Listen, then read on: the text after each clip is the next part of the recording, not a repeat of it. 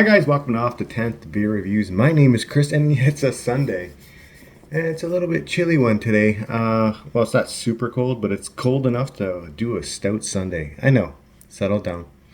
I know that I said the last stout Sunday was going to be the last stout Sunday, but it's Sunday and I wanted to drink a stout today. So, today from Newfoundland, from Quidi Vidi Brewery, like I said, out of Newfoundland, St. John's, Newfoundland, we're looking at the 2020 Aged Imperial Stout. From what I know on this beer, okay, it's in a 500 ml bottle. This was brewed in 2020, hence 2020.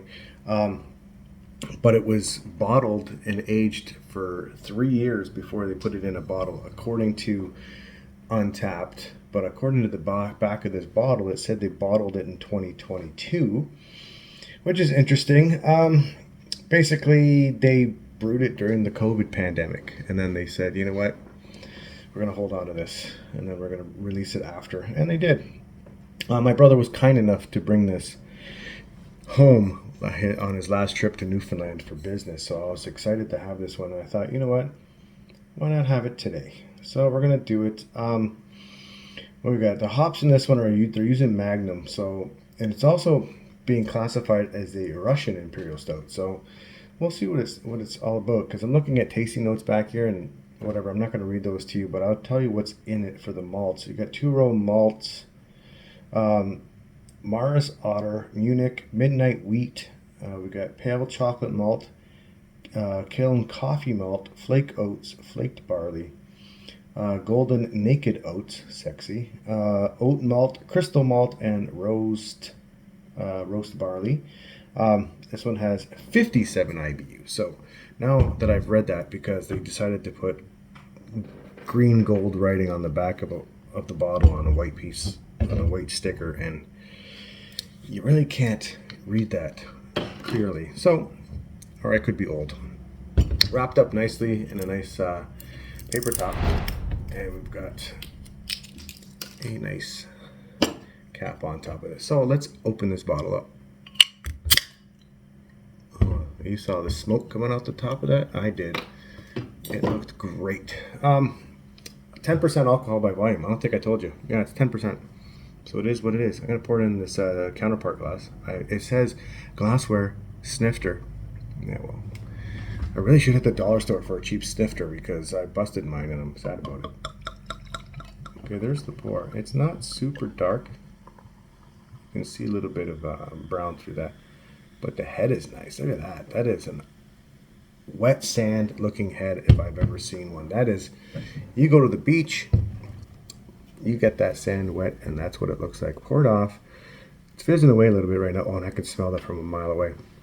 It's fizzing off now. Pour it off with about 2 fingers of a nice, like I said, wet sand looking kind of head on it.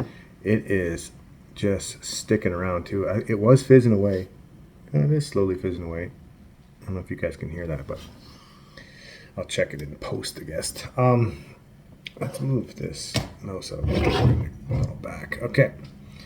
It looks good. It looks dark. Holding it up to the light, I can't see any light through it, but it did pour off like it wasn't perfectly black or anything like that. It is a very, very dark brown.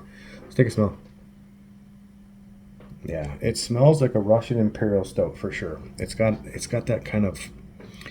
I'm not a huge fan of Russian Imperial Stouts, but well, because of the reason that I can smell. It smells like bitterness, like I know it sounds weird, but it smells like it's got kind of like dirty water, like sink water. And that's what I get when I do a Russian Imperial Stout or any Russian-based stouts. But yeah, other than that, I'm picking up chocolate big time on this one. Picking up chocolate, a little bit of the coffee roast malt in there. Yeah, and it smells. Oh, you know what? Yeah, it's giving me a little bit of that tiny bit of a light dark licorice kind of smell. I really hope it's not in there, because I'm not a huge fan of black licorice, but whatever. It's not that I'm racist, I just don't like black licorice. Anyway, let's drink this one. I'll let it sit for a second. Cheers. Thanks, bro, for bringing this home.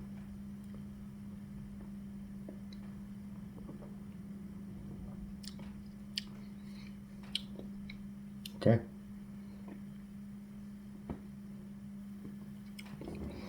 Another way you can tell this is a Russian Imperial Stout. Body's pretty thin for an Imperial Stout that's been aged for 2 or 3 years and then bottled. You would think that this would have had a little bit bigger of a body, but it doesn't, and that's what's telling me that this is a Russian Imperial Stout. The Russian Imperial Stouts, for me, from what I remember, I haven't had one in a while, but they have a thinner body than a regular Imperial Stout, bourbon barrel aged or any barrel aged stout like that.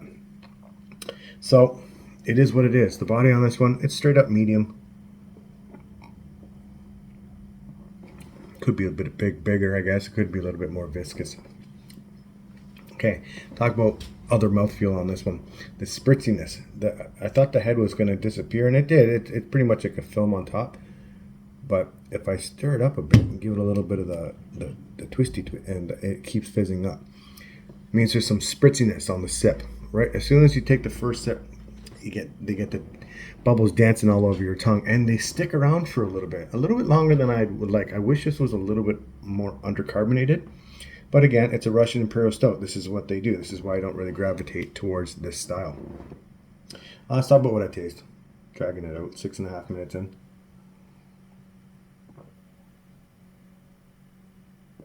First of all, for 10%, it's super dangerous. No alcohol astringency going down my throat. No chest warming whatsoever. So, it is classified as a dangerous beer. So, I guess that's what I want to say about that. But let's talk about the taste now. On the taste, that chocolate and that coffee is coming through nicely. As soon as you get past all the spritziness, you get that taste. You get that coffee roasted malt. You get that, the chocolate definitely in there. You're also picking up a little bit of plum and maybe a little bit of a dark cherry kind of taste to this one.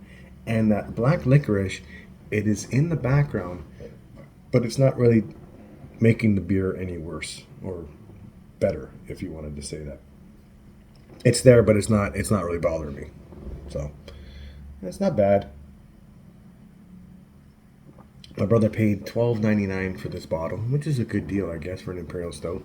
Especially one that's been aged for 2 or 3 years. It's not bad. Bottle life, cellar life on here says it's good till 2026. So it's 2025 now. So, okay. I was gonna wait till 2026, and I thought, nah, fuck it. That's what I have it now.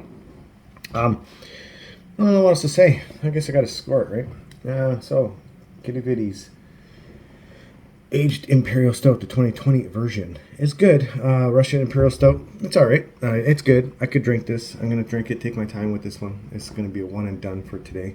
I'm kind of doing a hair of a dog thing right now. This is why I'm drinking an Imperial Stout on a Sunday afternoon.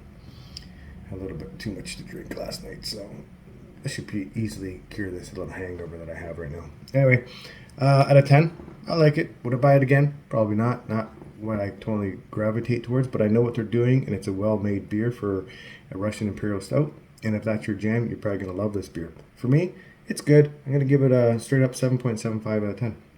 So there's my score. Deal with it. Anyway, guys, thanks for watching. Appreciate you guys, and I will talk to you guys later. I'm out of here. Going to take my time. Might put this in the fridge. I am drinking this at room temperature. Never even touched the fridge. That's the way you're supposed to drink it, I guess. Okay, I'm done. Peace out, guys. I'm out of here. Bye-bye.